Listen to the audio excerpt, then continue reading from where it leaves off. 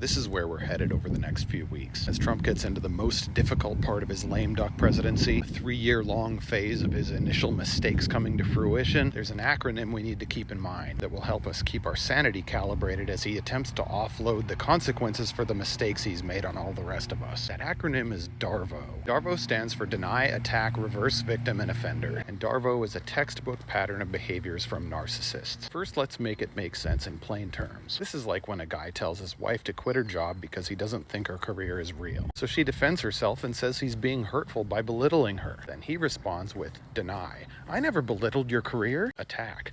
I can't believe you would say something like that to me. I thought you loved me. And then the Donald Trump specialty, reverse victim and offender. I'm under so much pressure at work right now. I can't believe you'd come at me like this. How am I supposed to provide for our family if you don't trust me? Once you recognize this pattern, you see it in everything Trump does. Hillary Clinton called him a puppet. You're the puppet. He launched his entire birther movement with fake news. You're the fake news. He did that one so well, people think he actually coined the term fake news. You especially see it in the Justice Department, which legally investigated him and delivered valid indictments, to which he responded witch hunt and lawfare, so he could make himself the victim and then fire hundreds of people for doing their job. A convicted felon turning himself into the victim so he can justify lashing out against those holding him accountable. This signature squirm is why people think of him as Teflon, and I'm telling you right now, it's how he's going to try to evade accountability for his economic record, because he's already doing it now. In his final campaign rally in Grand Rapids, Michigan, he said, and I quote, "Your paychecks will be higher, your streets will be safer, your communities will be richer, and your future as Americans will be much better than it has ever been, because this will be the golden age of America." But after a few short months, he's already making the pivot, lying to our faces that people elected him for mass deportation, ridiculous spending cuts, and massive tax increases, to defy his oath to the Constitution, and even to come after judges, including some of the judges he nominated in his first term, when in reality he was elected to do exactly what he told those people in Grand Rapids he was going to do. Deny, deny, deny. But deny is just the first stage of DARVO,